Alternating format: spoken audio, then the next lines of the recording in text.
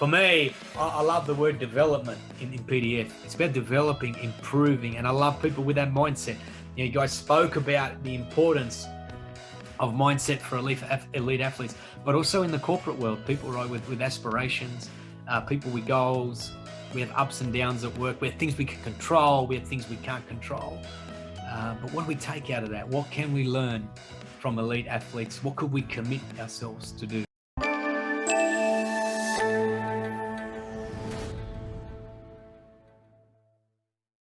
Warm welcome to everybody. Good evening from Sydney, and hello to all of you. My name is Ivy, and I'm very pleased to be your MC for tonight. And we are very happy to have Ezio Mormile as our speaker today. And before I introduce him, let me talk you through some housekeeping rules. If you are not speaking, please keep yourself on mute. Use the chat box to pop your questions, and we would address them during or after Ezio's presentation. And after the presentation, we would have a poll to get everybody to have a discussion. Next, let me introduce what we do at PDF. We are a group of volunteers passionate about sharing ideas, developing a growth mindset, and connecting with people. PDF aims to help diverse young professionals reach their full potential in the Australian workplace. At PDF, we believe that everyone, not just the elite few, should have access to the right tools, techniques, and networks to develop themselves. We believe that becoming the best version of ourselves, we will all lead more fulfilling lives and inspire those around us to do the same. And we do this by running events that aim to inform, connect, and inspire. And then we share what we learn with the community on social media. So follow us on social media and be part of this career journey with us. Jeff Wang is our founder, and he has been leading PDF for over 10 years. Some of our volunteers are here tonight as well, with Washington, Tao, Miguel, Ella, Tavinda, and it's good to have all of you to join us tonight. So let me introduce our guest speaker for tonight, Ezio. Ezio Mormile holds a Bachelor of Social Science Psychology from Charles III University, a Certificate of Psychology for High Performance Sports from Barcelona Innovation Hub, and is currently studying a Master's of Psychotherapy and Counseling from the Australian College of Applied Psychology. And Ezio wears many hats. At Telstra, he works in people capability, where he has been working on global sales change program for over 1,500 people for the past 3 years. He is also an owner of a business, Performing Teams, where he works with sporting teams to leverage the science of high performance to improve results. This includes working with A-League clubs as well as other organizations, including law firms. As a trainer for athletes, he provides one-on-one training in facilitating the sustenance of their emotional and psychological strength. As a training facilitator, his expertise ranges from leadership, high performance, and sales programs, both in Australia and overseas. As a husband and father of 5 children, his passion and interest in psychology is extended through his children, where he observed real-life case studies in his home. And through observing these different personalities of his children, he discovers more in-depth impact of nurture versus nature. And above all, Ezio is fascinated by the why we do things and lead us to make the decisions that we have in life. And fun fact, Ezio have 5 children and they all have Apple devices, but he refused to follow them, and he have a Samsung phone. And he is a Sydney Marathon runner for the past 15 years, but he refused to wear Nike. And the reason being, he loved being the underdog. Another fun fact is what Ezio shares about his Pizza Hut love story. Ezio, would you like to talk about that? Oh, you put me on the spot there, but Tao shared that that she works for PepsiCo, and that's awesome. So fun fact is 25 years ago, I met my wife, and we were both at Pizza Hut. I was a humble delivery driver, and my wife was the manager. So she's still the boss, and always has been, always will be. But some of you may or may not be aware, back in those days, PepsiCo owned Pizza Hut and also KFC. So it's interesting how that business and industry has changed. And of course, PepsiCo is another underdog, even though I don't drink soft drink. Yeah. All right. So yeah, thanks for sharing that, Ezio. I'm very excited for tonight's presentation. Some of us are already in our sports attire. Tonight's topic is what corporate executive can learn from elite athletes. Over to you, Ezio. All right, excellent. And thank you. And looking forward to the call. We might actually start with a bit of a poll. I'd love to get us a bit of a poll. Ivy, if you can get we've done a lot of QR barcoding this year, haven't we? But we'll get one more. This is not to check into a restaurant or a cafe or wherever else you are. And I really want to make today a collaborative effort. I want to get input, ideas, questions, and we share knowledge together. And here, I'd love to get your thoughts. If you get your QR code out, your scanner, and answer that question, which is very much around what your thoughts are around sport, what comes to mind around what athletes do, why are elite athletes within that 0.1%, what words come to mind? And I'd love to see you just throw that up. I'll give you 30 seconds because I want to leverage that as we work through the content today and I introduce some of the work. So let's see how we go with that, and I'll pull that up. I can see it coming in. So a driven mindset, discipline, again, mindset. So interesting. We've got a few coming in. I'll give you another 30 seconds, and just to see what the key themes are around elite athletes and performers and what it is. What are those key characteristics that, in your view, in your mind, differentiate them from the other 99.9%? Killer mindset again, resilience, strength, determination. Very good. So we're seeing a bit come up there in terms of keywords. I'll give it another 30 seconds.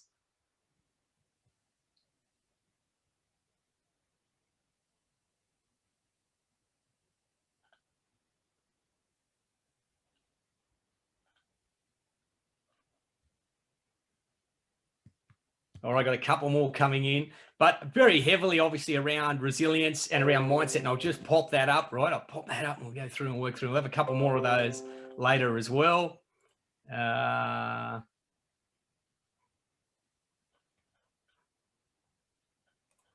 Awesome. Okay, so I'm going to take over from here. We'll have a look at these results now that they've come in. Let's look at the cloud words. Yeah, we got the cloud words up here. So I'm going to share my screen if that's cool, and we'll go from here. All right, so let's have a look.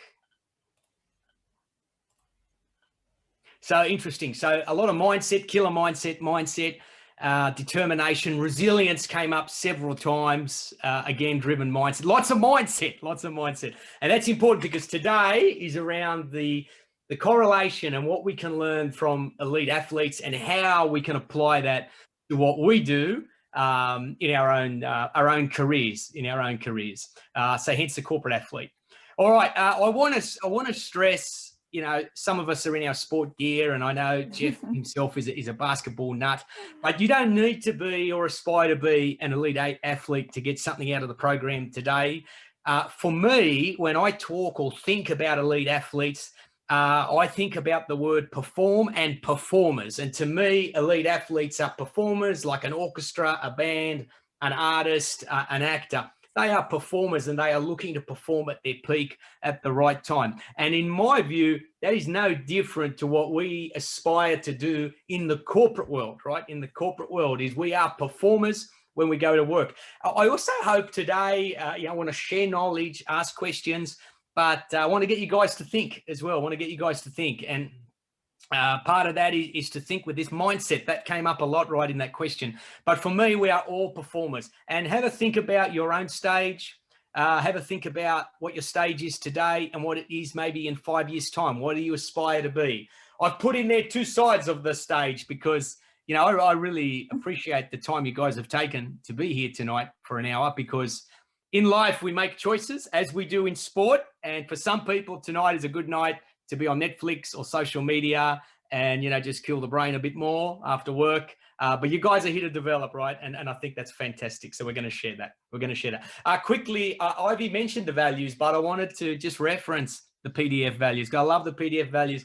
It's established to help diverse young professionals find fulfillment. We're going to talk about that from a sport perspective, not the elite few. And for me, sport, and you'll see examples today, is not for the elite few. It can provide such a level playing field. And we'll see that with an example very soon, even in the corporate level of sport. But it's such a level playing field.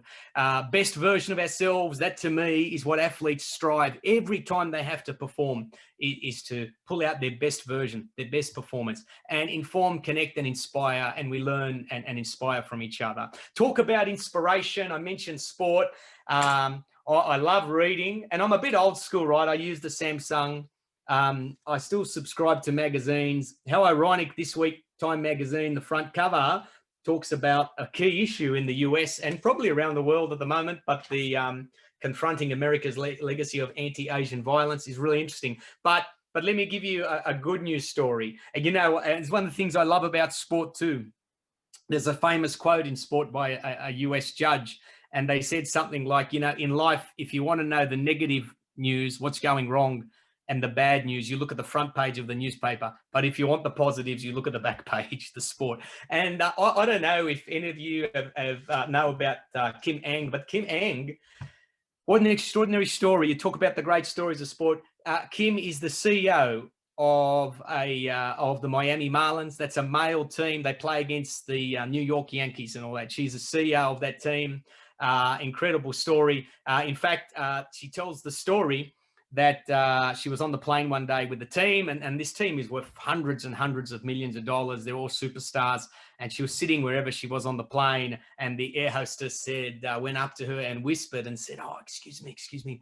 How do you know these guys? How do you know them? You know, how do you know these famous guys?" And she leant over and she whispered, she said, "I'm their boss. I'm their boss." And so there you have it. Extraordinary story, right? And here's, you know, today is also about challenges. And I thought, you know what I should do here? We're going to talk about getting comfortable and getting uncomfortable. I should challenge Ivy to one day to have maybe Kim on the PDF giving a speech. What do you think? Maybe we put that down as one of our goals one day. But this is an extraordinary story, an extraordinary achievement. The other point around sport is, you know, we love to be competitive, right? It's in our genes, all to different levels. But whether we're playing Scrabble, whether we're playing games on our horrible, you know, smartphones, or in our jobs, we love to compete. I've got there a photo of a lawyer, and I know there's a few lawyers. I was looking at the messages, and of course, Ivy will join you in a couple of weeks' time, but after that very special ceremony. I also work with a couple of law firms, and I love working with lawyers because lawyers, they're very competitive, right? There's a winner and there's a loser, and they work hard. They put in long hours. They do a lot of preparation, and if I can say this, no disrespect, but there's some ego there, right? There's some self-belief, and we love that. We love that, and we can learn that from sport as we go through. But we compete for everything. We compete for taxis, Ubers. We compete for when we're back on planes for, you know, space in the upper carriage. We're always competing, and we've got a lot to learn from sport. Today, I'm going to leverage some research. This is very much research-based. Jim Loehr is a very famous US sports psychologist, has worked with some very elite athletes, and he had a paper which kind of inspired me called The Making of a Corporate Athlete, which was published in the Harvard Business Review. And we're going to cover off a few elements and a few bits of research in and around that. And that's the book there, and I'll reference that as we work through. A lot of my research is also what I call applied research. So I work with Alu one-on-one, Alu Kual, great story, Sudanese young man, one of the leading goal scorers in the A-League. I work with Matthew Hatch one-on-one, and also with another sports psychologist who might be on this, Pedro Almeida from Portugal. He may well be on this call. But I just want to stress this is not just about sport. Matthew came on 2 weeks ago. It was a Monday night, made his debut, scored after 25 seconds. I wasn't actually watching the game. The only TV show I watch all week, the only TV show always on Monday night is Four Corners, and I was watching the TV show as he was scoring the goals, but congratulations to him.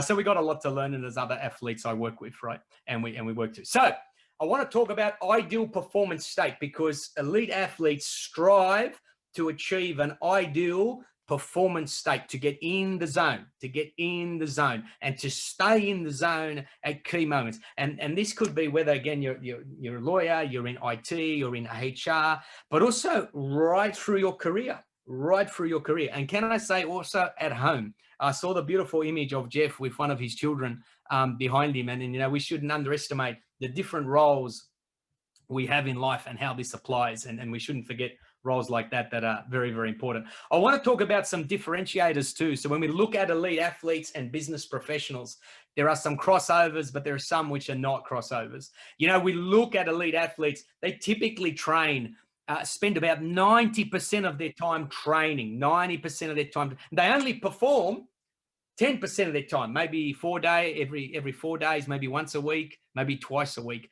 They have a regular off season.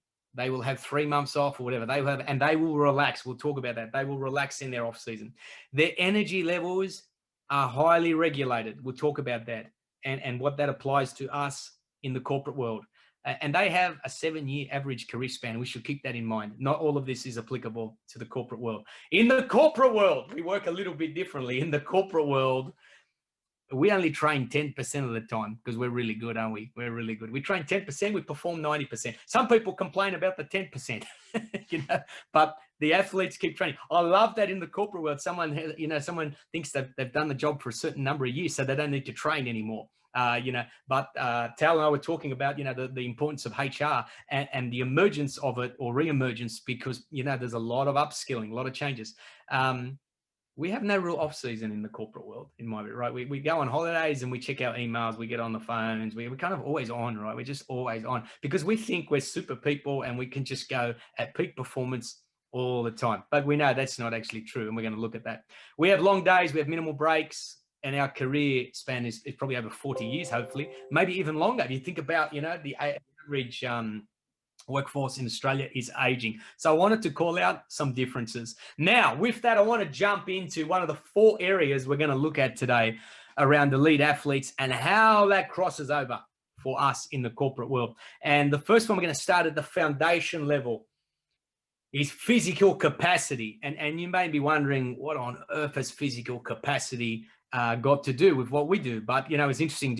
When I got on a little bit earlier, Washington was talking about his love for climbing walls, you know, rock climbing and whatnot. And he spoke about how good he feels afterwards and the energy he gets from that. I want to talk about energy. I don't think, Tal, any of these drinks are PepsiCo drinks. And this is not how we want to be getting our energy. But elite athletes and how they work, how they train and their processes, their energy levels are highly regulated and managed. They're managed, and they're managed for a reason, because we know it can't be sustained at peak level all of the time. I want to hear from you guys now. I want you to absorb this picture. I want you to look at this picture, and I want you to share with me what you see when you look at this picture. Just tell me what comes to mind. There's no right or wrong questions. I'm really intrigued. What comes to mind when you stare at this picture on the screen? I think it's refocusing. Thank you. Yeah, refocusing. Thank you. He's using the bottles as a way to actually turn his mind off. He is for a little bit. Thank you. What else might you be thinking he's doing? Looks a bit tired. He does look a bit tired. Yeah. I'm sure he is. I'm sure he's been going a while. Probably taking a break to reset. Yeah. And recharge himself. Yeah. Trying to find the difference between which bottle to choose. Too many options. I think a ritual comes to mind. It is because Nadal has like these 20 things that people call like awkward mannerisms, but really it's probably like a ritual that he uses to refocus. Yeah, and there's no right or wrong. There's no right or wrong, and it's interesting, and it's an interesting image, and you know, he gets mocked for doing that, right? You see Nick Kyrgios mimicking and having fun because he's famous. But to some extent, if I go through what each of you guys have said, they're highly connected to what he's doing. He is tired. He's definitely tired, and he wants to be tired, right? He'd probably be more worried if he wasn't tired, because they'd be thinking he's not performing well. It is a ritual, and again, athletes do a lot of work with rituals and getting into habits. But he's definitely refocusing. I can't remember who said that. He is refocusing and he's recharging. Now, this breakthrough came many, many years ago by Jim Loehr. So Jim Loehr was a psychologist who was studying elite tennis players and watching what the differentiators were. And he noticed one of the big differences was the amount of time they took off. So they've now capped it. I believe now they've capped the break 16 seconds or something, right? Because some of them were taking a really long time. And what he started doing was measuring what they were doing. He put heart rate monitors on them. And what they found was when they were taking these breaks, some of them were able to mentally refocus. They're able to forget the score. They were able to drop their heart rate by nearly 30 or 40%. When you're playing a 5-hour game, they were dropping their heart rate. Now, this is the concept of oscillation, which I want to talk about today around energy levels. Athletes are very good at not just refocusing mentally, but physically. So you can imagine what happens if Nadal is not doing that, or Williams is not doing that. If the heart rate is still high, it leads to increased energy levels, being exhausted, right? So what's that mean for us? Have a think about us in the corporate world. What rituals can we apply to refocus? What rituals can we apply to regain our energy? I think sometimes in the corporate world, if you're like me, sometimes we have this bizarre thing that we think is really cool. We have back-to-back meetings. I don't know if you guys do that. And doing back-to-back meetings, crazy. And you think, well, what do we do? What are our energy levels? Do we seriously think our energy levels from 9 in the morning till 5, 6, 7 at night are steady?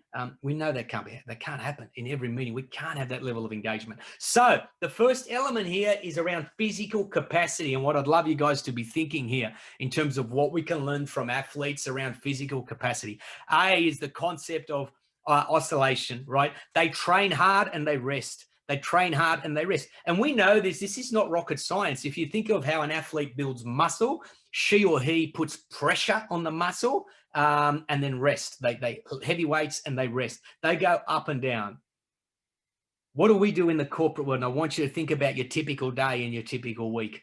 Aligned to that is obviously what we eat and what we drink, and when we eat and when we drink. And these things are important because they impact our level of energy. They impact our level of energy. How engaged are we in the meeting, right? Whether you're a lawyer or in IT or HR, how engaged are you with what's happening, right? And we also know sleep is very important. We know that when you're sleeping, there's a lot happening to the brain and the body. So I really want you to think this is the first level. I like it like almost to the Maslow hierarchy.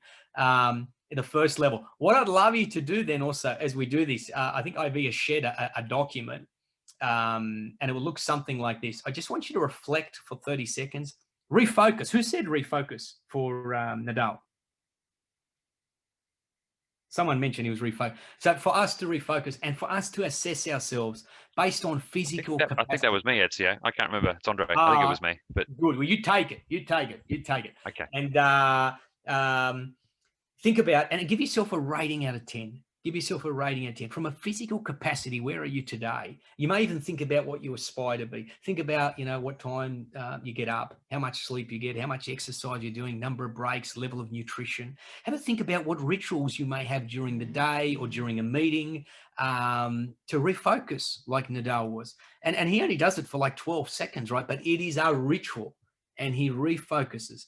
It is madness to think that we would be fully engaged in every interaction. You think about meetings you have with a client, a customer, and how engaged you are in that meeting. Are you actually listening? Are you paying attention? Or are we drifting? Are we getting tired? Some of us are morning people. I'm a morning person. This is a real challenge for me. 7 o'clock, 8 o'clock, 9 o'clock, big challenge for me. I know that. I know my body clock. But give yourself a rating. I want you to think about that. And there's no right or wrong. You don't share that with anyone. Give yourself a rating. Where are you today? Where do you want to be? Have a think about that. We'll discuss that later on today. But that's physical. But we move now. We move from physical base level. We move to emotional capacity. This is the internal climate that drives that ideal performance for athletes. In terms of how the brain works, it's almost like not one big computer. It's like several, probably 5 different computers. There are different elements of the brain. And we know the deep thinking, the problem solving, the logical thinking, which you might be doing when you're working with a client, whatever. That is the prefrontal cortex. That is the front of the brain. There's the front of the brain. And we know that with fatigue, that slows down. Classic example for the prefrontal cortex is what happens when we're drinking alcohol, right? It impacts our judgment and our reaction time and those things, right? You know, statistically, many crimes committed at night, right? One reason is we are more tired. But we also know the limbic system of the brain is the emotional part of the brain, and we make a lot of decisions based on emotions. So it's important to understand that to some extent, because we're now getting into another element around elite athletes. One of those is around comfort and discomfort. And, you know, Tal and I were chatting earlier in the day about HR and the different demands now with HR. And as human beings, the rate of change, even before COVID, and, you know, we get uncomfortable. Things are changing, new skills, new systems, new processes. Things are changing. What do we learn from athletes? Athletes are driven. They are conditioned to work in this yellow learning zone. They are never comfortable. They are pushed hard at training. They train in virtual simulation, so with intensity. By the way, some sporting teams are already using virtual reality to train, certainly in the US, but they are getting players when they train to get out of their comfort zone. Why? Because they stretch. Sometimes in the corporate world, we get comfortable, right? We get comfortable. But what we learn when we look at the mindset of athletes, and you guys said it in your answers, the importance of mindset is they move into this zone of getting uncomfortable. This is a really cool curve. It's been around for about 90 years, the high performance curve. And this, what happens here is psychologists track your level of performance based on your stress levels. We know not enough stress. Stress can be a great thing, right? Too much stress, you're in the red. It's no good. It's a big problem. You get anxious, you choke. That's a link to choking. That's for another day. But not enough stress, we get too relaxed. We get too relaxed and we get comfortable. And what we try and do with athletes is to get them at that peak zone and to keep them at that peak zone for when they have to perform. And then we drop back to the left of the bell curve, if you like. We drop back. So for me, around the performance curve is thinking about how do you feel when you are at your peak. Have a think about the last 12 months at work. What was your greatest achievement at work? What did it feel like? How were you talking? We'll talk about body language later. How were you walking? What did your face look like? How did you know you were in the zone, right? And more than likely, when I asked this question in different sessions, people would tell you they were a bit uncomfortable, right? They're a bit uncomfortable, we're a bit stretched. I love this quote. Ginny Robiny was previously the CEO of IBM, but growth and comfort do not coexist. And in the sport world, they are always in the uncomfortable zone. That is how they train, and they push them and they measure them. They are comfortable being uncomfortable. So with that, we want to ask ourselves at work, what are we learning? How comfortable are we? Are we too comfortable? What are we doing to stretch ourselves? What goals have we set? What are we doing to challenge ourselves? And how are we thinking in and around that? I do want to touch on body language. Athletes master this, right? We spend a lot of time looking at body language. We know how we sit, how we stand, how we walk has a huge impact on how we think and how we perform. Have a think about, you know, when you're in your office, whatever office, or however your office looks like, could be a corporate office, could be at home. You could be a tradesperson, and when you're dealing with customers, what's your body language look like? What's it look like when you're at your peak? How are you standing? How are you walking? How are you talking? How do you sound? Are you starting to slouch? Are you starting to look defeated? When you walk into a customer meeting, a client meeting, what do you look like? How are you walking? How are you sitting? Are you engaged? Again, this is, you know, to some extent it's a 101, but I love the comment earlier around rituals, because athletes, and you think about our first question, it's the 0.1%. They know body language, and they'll do a lot of work on how they walk on. They'll do a lot of work on how they walk around, how they stand, right? And of course, physically and from a physical element impact, our breathing, how we're standing is huge. Our diaphragm, we want to get as much oxygen in. That is linked, of course, to energy. It's linked to energy. And I'm going to get some questions up to get us thinking around that. Another point I want to stress, you know, working with athletes, any athlete you work with, they know their strengths. We do a lot of work with the athletes to get them to work on their strengths, and they all know their strengths. And I can tell you, when they're under pressure, they revert to what?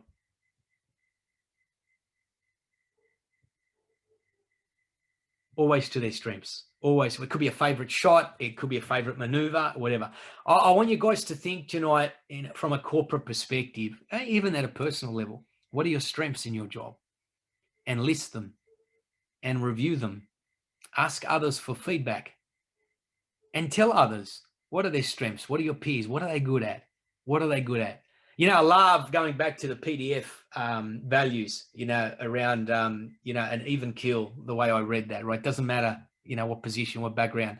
And this is something we can all easily do. But the top performers know their strengths and they leverage them all the time. And often in the corporate world, when I work with people in the corporate, they don't know what their strengths are. Maybe sometimes they're too shy. But not only should we be aware of it and reflect on it, we should write it down and continue to look at it. In particular, when our self-talk is dropping, and we'll talk about self-talk later, right? But know your strengths.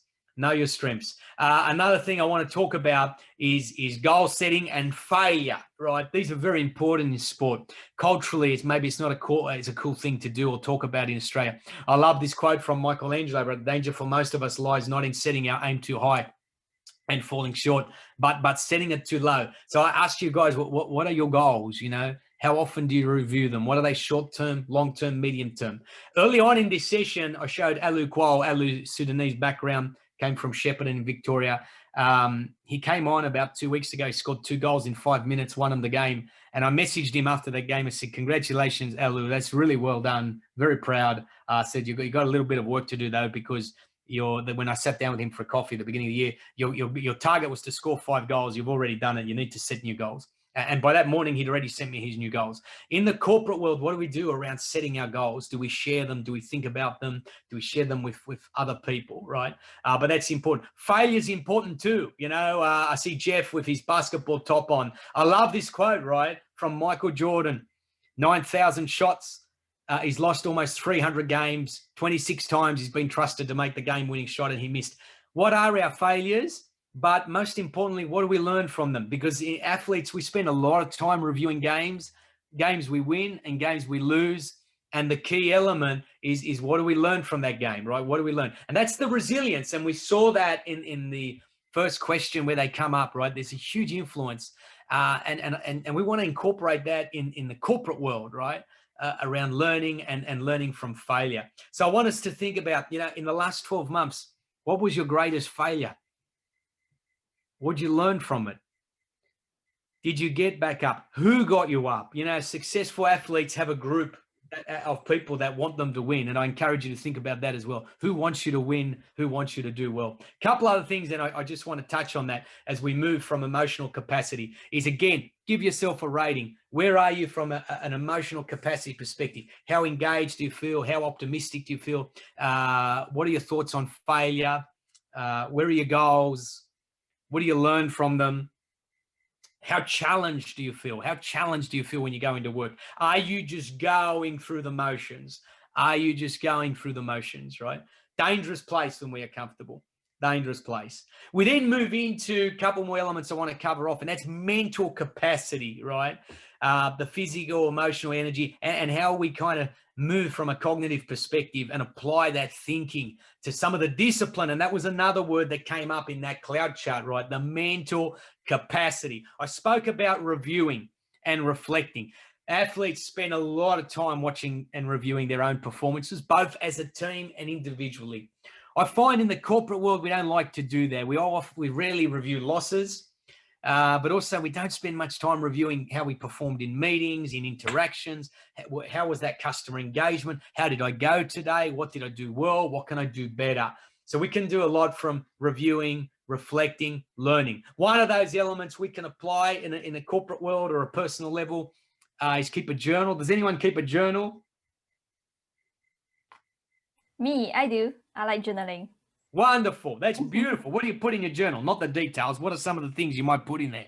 The good things I've done for the week, try to reflect and ponder about it. Yeah. That's a beautiful thing. Try to be positive. It's a great habit. It's a great habit. Celebrate your wins, though. Mini wins. Celebrate your wins. Yeah, very important. I've kept this here is so I've kept a journal. This is my first journal from 1998. And I've kept it for 23 years. And I tell you what I learned with the journal. It's a great opportunity to reflect on what I did. And do you know what? Sometimes I sit there and I think, what did I do today? I'm exhausted. I've had lots of meetings. What have I achieved? I don't know. What worked? Who did I meet? What was bad about today?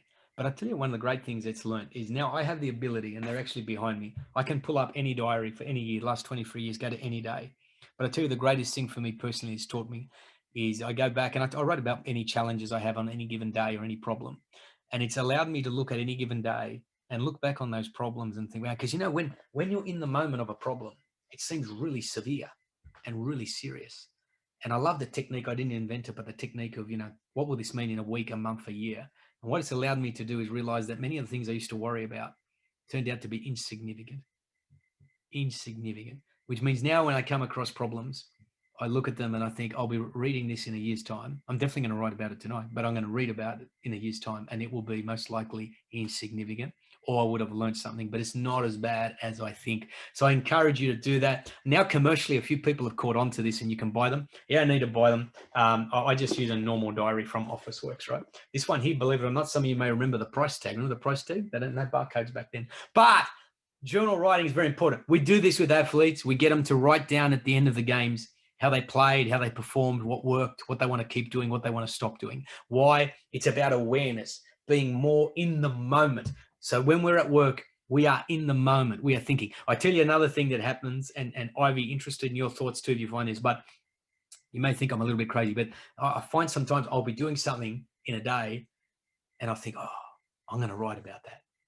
I'm going to write about that. That was a cool achievement. I can't wait to write about that. And we also know, and the science tells us, when we're writing, there's a different connection. Different neurons in the brain are being engaged compared to typing, right? Compared to typing on a phone. So it's a great habit to get into. But for me, this is another fundamental. Athletes spend a lot of time reflecting, reviewing, improving, right? Reflecting, reviewing, improving. Mental capacity, very important. Another key element you need to have a think about, 168. That's how many hours we have in a week. Athletes' weeks are actually generally quite structured. Is it when they retire, it's one of the challenges they have is losing the structure. Have a think about where you spend your 168 hours and what you're doing, how you're spending that time. Where do you get the best investments? Build time in to relax. I've got here people having a shower, people having a garden, people running. Why? Because the science tells us some of the greatest breakthroughs and problem solving we do in life come at these kind of moments. Anyone know why that would happen? Or anyone have got any examples where this has happened to them?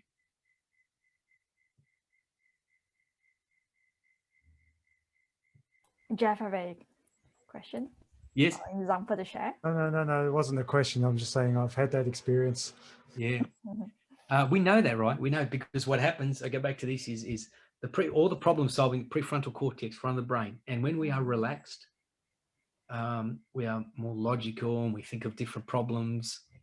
We think of different alternatives. When we are stressed, when we are tense, it's not a good time to be thinking about what are the options? Well, we can almost drop into fight or flight mode, right? What's the story in this? Why do I talk about this? Build time in to relax, right? Build time. I love this from Stephen Covey, my favorite author. Plan your week and build time in for planning, prevention. Athletes do not spend all their time training. They do not train 24 hours a day. They spend a lot of time planning, a lot of time preparing. I want to go back to the planning too. It's really interesting. People say I don't have time to plan. One of the fundamentals with athletes and coaches, you have a look at any of those major games. Do you seriously think any of those teams will run on without a game plan? It would be insane. They never do. They all have a game plan. Sometimes for the athletes, quite frankly, it's very simple. Sometimes we overcomplicate it. But what I want you guys to think about here from a mental capacity is think about where do you spend your 168 hours? How much time do you spend on doing what I call high value activities, the Q2, the big rocks, right? In terms of advancing your career, relationships with key people, your family or whatever, how much time do we spend investing in what I would classify as those high value activities? And that's what we do with the athletes. We spend a lot of time working on those key initiatives and those key programs that we know will get the best return, right? We can waste a lot of time, a lot of our 168 hours. I want to talk a little bit about visualization too. We know the science tells us the brain can be reprogrammed, right? And we know visualization can work. This is Loehr Wilkinson, US athlete. Interesting story. 2000 Sydney Olympics, broke her leg, couldn't train for 3 months. What did she do? Every day, 6 days a week, she would go up with her crutches up on the diving board. She was a diver, and she would sit there for hours and visualize the diving, She ended up big underdog, won the gold medal. How often do we visualize at work? We got a big meeting, a big case, a big training program. How often do we run it through our head and simulate it and think about what it's going to look like, what we're going to look like, how we're going to sound? And this is not new in the corporate world. Amazon Way have a process, they call it the press release. When they work on key initiatives, key projects, they work as a group and they write the future press release. Why was it successful? Why did they win? What were the problems they had? Because they can anticipate the problems. How did they get across the problems? Who helped them? How did they feel? This is all around visualization. And we can do this. We can do this. Whether you're Washington doing your rock climbing or Washington in his IT job, we can visualize parts of our day, and it helps the mind mold. It helps the mind mold, right? Around the plasticity. So keep that in mind around visualization. These are things we can apply. One more thing I want to talk about is self-talk. This book here was written in 1974, The Inner Game of Tennis. It was the first real book on sports psychology. 1974 was a terrific year for a few other reasons. Self-talk. It's often said the most important words we ever say are the words we say to ourselves about ourselves. As we are aspiring with our careers and aiming to further develop, as no doubt each of you are on this call, that's why we're all on this call, all of us, is to move forward, right? What are we saying to ourselves at any given point in time? Is it good or bad? You know, I would put to you that sometimes the words we say to ourselves about ourselves, we would never say it to our best friend. If our best friend had the same problem, what would you say? Oh, you can do that. You've done this before. You know, you're better than that. You've got great strengths. But sometimes, whether we like it or not, or we like to admit it, we fall into this trap around self-talk and we become our own biggest problem, right? So be conscious of your self-talk, and you can hopefully see how you can combine these. Athletes do it all the time. We do a lot of work with visualization and self-talk. Wayne Rooney would ask the kit person, he played for Manchester United, what kit they were wearing, and he would visualize, he knew what ground, he would visualize the game, and he would talk himself into that game, right? He would talk himself into that game, what he was going to do, how he was going to move, right? What the media would say about him. So have a think about what we could do around self-talk and the science and how applicable that can be. So that is our mental capacity. And I want us to think about that now. Where are you around, you know, mental capacity? Where are you today out of 10? Where do you want to be? You know, think about how organized you are, where you spend your time. Did you do any work around visualization? What do you do around self-talk? How focused are you? You're thinking of the past, on the future, and just give yourself a rating out of 10. You know, did you reflect? How often do you reflect and review? Do you go back and look at your year? What are the goals you set? The irony is, you know, there's one goal we probably, all of us, or a lot of people, set every year, and it's the New Year's resolution, and it's generally about losing weight. Generally. Yet all of us on this call have far bigger aspirations than that, far bigger aspirations. How much time do we spend reviewing and working out how aligned? So that's our mental capacity. I now want to go to the last element, which is the spiritual capacity. I want to say spiritual capacity is not necessarily about any religious connection or anything like that. It really is about purpose. And we do a lot of work with athletes around purpose.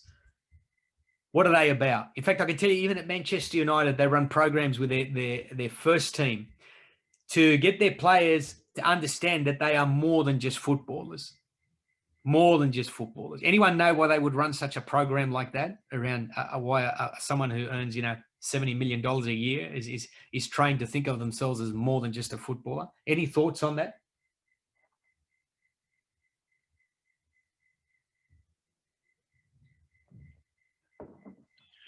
I think it helps them for after their careers, right? It's their entire life, and so when it stops, it's like, what do I do now? That's right. It helps them after that. It's actually a big challenge. So the mental health issues at the end of their career is a big issue, and you're spot on. It also has been shown that it helps them during their career. Why? Because in sport, we focus, it's one of my favorite books, Viktor Frankl. I love this book. He talks about search for meaning and purpose. If we start defining ourselves, and by the way, he talks about what we can control, can't control. We start defining ourselves on how we perform in sport. In any sport, there are ups and downs. Doesn't matter who you are. You have good days, bad days, you win, you lose. It happens. Doesn't matter how professional you are. And once you start going on that roller coaster, emotionally, you're a mess, right? You're a mess. We don't want that. We want them to be able to be able to pull up from that. A classic example here is when they miss goals, and we want them to get back into it. But the other point is to have a purpose, right? To have a greater purpose than what they're doing, and to that point, to be about retirement. So this is around spiritual capacity and us in the corporate world, understanding what's our purpose. Simon Sinek talks about what's our why.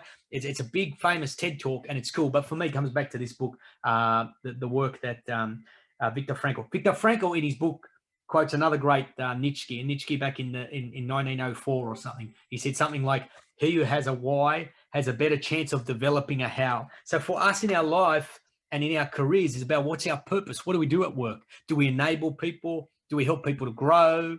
Do we help customers achieve their goals? What do we do? What's our role? And you see here, even at a basketball level, there's a lot of work. And this is actually, I think, a movie they put together. I'm More Than an Athlete. It's a campaign used in the US, right, to get athletes to think about how they are more than just that. I want to almost end with this activity, though.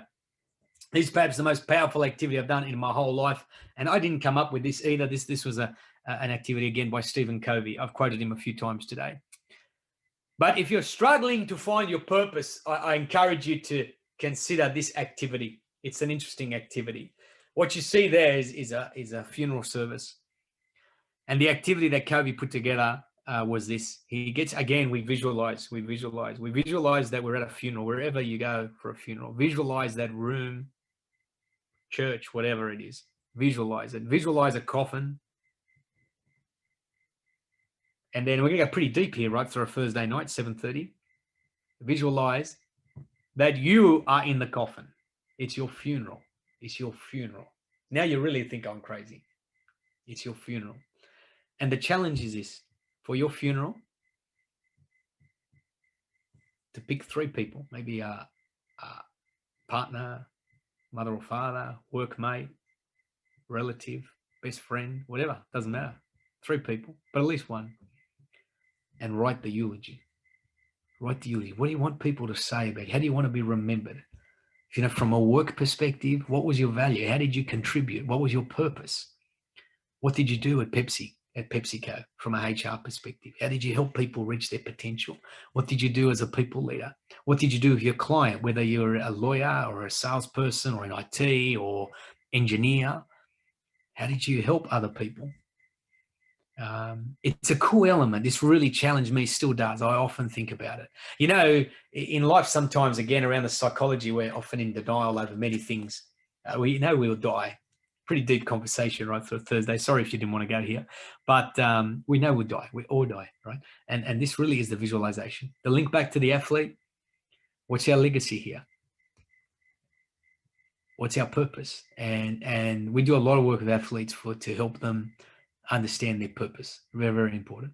Very, very important. So they are the 4 key elements. They are the 4 key elements. I'd encourage you now, have a think about that from a physical capacity. And what I'd also love you to do is and want to have a bit of a discussion now, given the content that we've covered off today, what's the one takeout that you could apply to help you achieve your own aspirations? What's the one bit of content that you feel you could apply both in the corporate world and the personal world? Have a look at that. Do the Slido, and then we'll have a debrief. And I'd love to take not just questions, but I'd love you guys to share your ideas on what's happening and what's working for you, how you think you can apply any of this. Is it relevant? Is this something that you think is relevant? Is it something that could work? Is it something that you could apply in your corporate world? Again, but even in your personal life. I'll put that up. But put it up. I'd love to see you come through with some comments. For me, again, you've invested time in this. We spoke about 168 hours a week. You could be watching Netflix. You could be on social media. You're committed to come. You're part of a fabulous group, which for me, I love the word development in PDF. It's about developing, improving. And I love people with that mindset. You guys spoke about the importance of mindset for elite athletes, but also in the corporate world, people, right, with aspirations, people with goals. We have ups and downs at work. We have things we can control. We have things we can't control. But what do we take out of that? What can we learn from elite athletes? What could we commit ourselves to do? So I encourage you to do that. There's the QR code. I'll have a look and see what we come back with. While you're doing that, certainly think about any questions and any examples you want to share. We do have a good discussion in the chat box today. Okay, good. Do you want to share that? And I haven't been looking at that. Been trying to focus, but Yes. yeah. Tell me what are the discussion points? What are the questions? Okay, I can't see my screen now that I'm sharing. Let me stop sharing this. Yes. So Kim will talk about spirituality, the visualization of aligning oneself with the universe does draw energy. Also seeing oneself as the sole meaning in the universe takes ego away and allow one to just do it.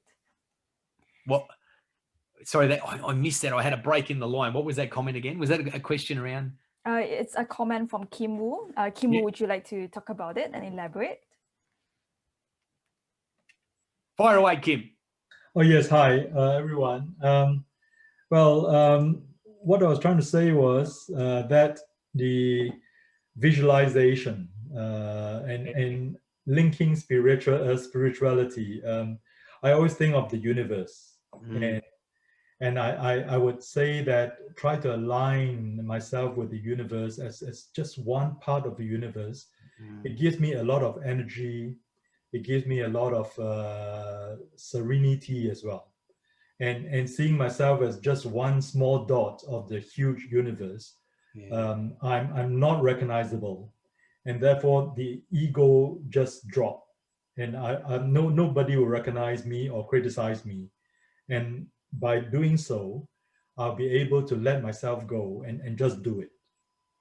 I love that. And that's a beautiful thing. I read only the other day, someone made a comment, Kim, they said in 100 years, no one will remember anything about us, right? Yeah. Individually. And I love your point about, we respect. Now, how do we leverage that, the visualization? But I think also that helps break down the fear factor to fail, right? To think, well, who cares if whatever failure looks like, but what is there to lose? Yeah. And can I link that back, Kim? And I love that comment. Back to the self-talk, and what you're saying there with Kim, what you're hearing in my view is his self-talk to say, this is not a big deal, right? In the scheme of things, I'm one speck.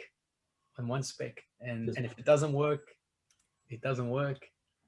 That's a beautiful thing, Kim. Thank you very much for sharing that. That's beautiful. It's a great perspective. And I enjoy myself very much.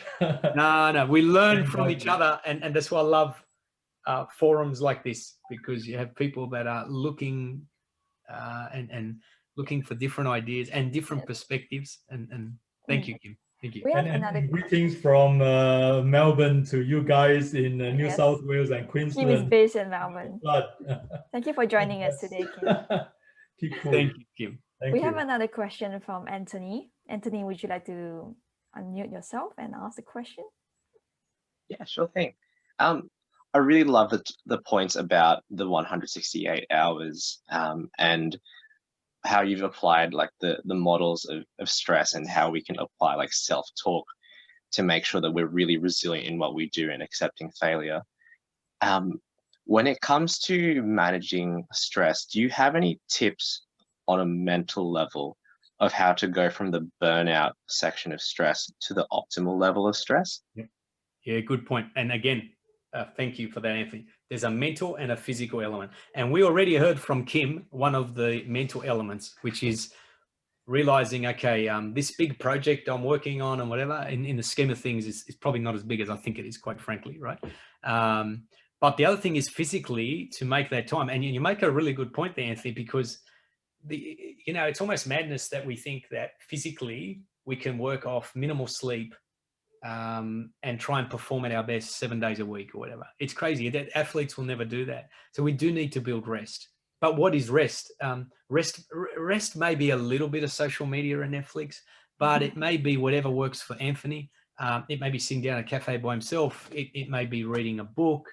It may be socializing with some friends, but building that into your 168 hours and being conscious of sleep. Sleep is important. Again, we kind of think we're invincible, but athletes will be monitored for sleep levels, fat levels, nutrition levels, how much water they drink, right? And these are elite people. And we think, no, we just go through. So the other thing, can I just say on that, Anthony, such a beautiful question, is the awareness to know you're in burnout or you are approaching, right? Because if we go too far, we can actually cause long-term damage. So for me, why I love that performance curve, and I didn't come up with it, is to visualize Kim's point. When am I at my best? And recognize it, mindful of it, but also recognizing now I'm too far to the right. I am fatigued. The two F words Ivy and I discussed the other day on our virtual coffee were, and I do this even with young athletes, and I always know they're going to go home and talk about the F words.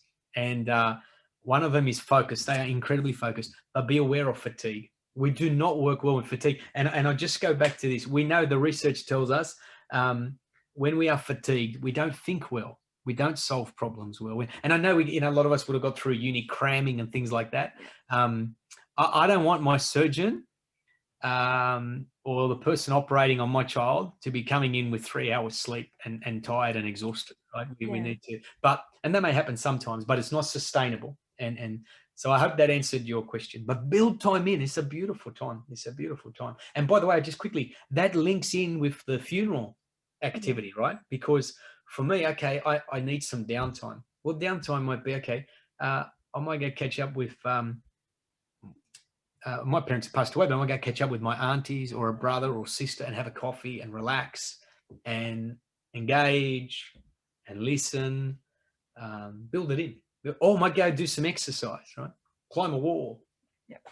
Yeah, that's a great point about rest. I think especially in this culture where we are all like obsessed over productivity and hustling. So it's important that we schedule rest for our mental health. We have another question from Jeff as well. Jeff, would you like to ask your question? Yeah, okay. So it's just going back to the Eisenhower Matrix that you had back up there. Yeah. I lost you. We lost you, all you, Jeff. Sorry, mate. It's one of my favorite tools, the Eisenhower Matrix. Urgent, important. Important, not urgent.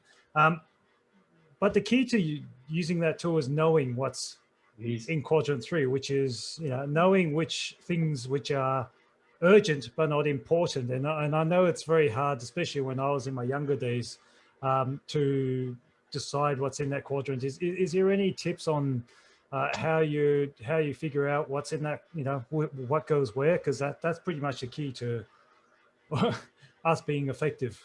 Yeah, definitely. So this is what I would suggest personally, and I'm going to pull my diary journal out. This is the one I use for work at FAM. So firstly, what helped me was, and I got this from the Covey book, and you're right, it wasn't Covey's model. He quotes all the stuff in the Covey book, and I really admire. He's very open to the fact it's not his work. He quotes Frankel and everyone, right? Eisenhower. And one of the activities he got me to do was to break down your life into the different roles. What are the different roles? So I am at work. I have a couple of different roles. I'm a coach, but I'm also, I do work around facilitation. I break it up. But I also know that for me personally, I am a husband. I saw that image of you with your child. I am a father. I'm a brother. I'm an uncle. I'm a friend. Okay, I'm a nephew and nephew/son. My parents are gone, so they're, and this is what has worked for me. I then every Sunday I set a goal for each of my roles. These are my big rocks, so my 7 big rocks, each of those roles, and I set a goal, and I review it during the week, and in all the madness, because the 168 hours it goes really quick, and then at the end on the Sunday I pull this out and I sit here with my cup of tea and I review it again. And then what they are, they just keep me honest. And so often I have to roll them over. But it could be, you know, so one here is to catch up with a friend, Colin. So Colin, I used to work with his wife in Telstra, and she passed away of cancer. And his kids live far away. So I want to have coffee with him this week and just check in, see how he's going. Right? There's not. I've been wanting to do that for 2 weeks. I've rolled it over, haven't done it. So, but for me, it's about awareness again. It's about being aware. Okay, that I'm, and I love again what Kim said. Right, just a bigger picture. So I find writing it down, just writing it down, can be helpful. Yeah, hope that makes sense. Yep. Great question. I think where's the question here? Angelo commented, find people to help or all your stress and worries will disappear. I think, Angelo, are you referring to the journaling? She spoke about the 3 things you could be grateful of before sleeping and 3 upon waking up. Angelo, are you there? Sorry, yeah, I'm yeah, I'm doing 2 things at the same time. Yeah, I'm here. I'm just trying to find my lamb. Still fried lamb. Yeah, I was in a concert earlier while watching you guys. It's multitask.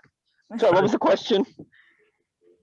No, I'm just sharing your comment on the chat box. You talk about sharing 3 things to be grateful of before you sleep. Are you referring? All right, yeah. There's heaps of stuff, you know, like, I mean, there's a lot of things that, you know, it's endless. When you create a list of things that you should be grateful for, there's a lot of people suffering around the world, all your problems disappear. Like all your problems disappear, seriously. When you grew up here in a first world country, all your first world problems mean nothing to a country that has millions or billions of people below the poverty line, and they're surviving. They are resilient. And that's something that a lot of people that come here, they bring into the country, and we learn from them. But also there's the resilience of people here in Australia. I mean, the fact that the indigenous have survived 66,000 years, the civilization is still existing, you know, like, I mean, look at the Mayan civilization, all the other civilizations disappear. That's true sign of resilience, you know. All these things that we're doing, they've already been doing for thousands of years. It's just passed on from generations.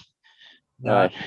You're spot on, Angelo. And I'm just reading your other point too about find people to help and be grateful too of who you have as your network of your cheerleaders. That's key. Yeah.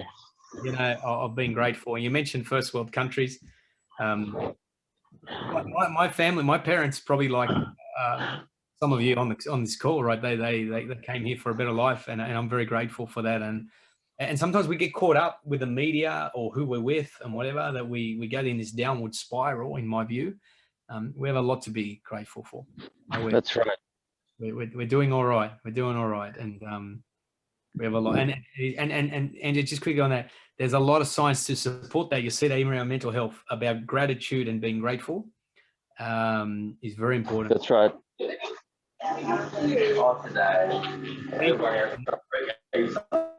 Thank you very much for that. So I'll wrap this up today. Thank you very much, Ezio, for sharing today's presentation as a great discussion on what corporate executive can learn from elite athletes. I especially like the high performance pyramid and the model on what's urgent and what's important. I think it's important to first assess what is our priorities. Like we had a conversation earlier to know what's your priorities, and the way you gave an analogy on filling up the jars with the main priorities of rocks and then the sand. That was a very powerful model for me. Yeah, we can do a demo now to the rest. It's the big rocks activity, right? The big rock activity, very important. We have got to work out all the big rocks. Yeah. And work that out. But thank you very much. Yes.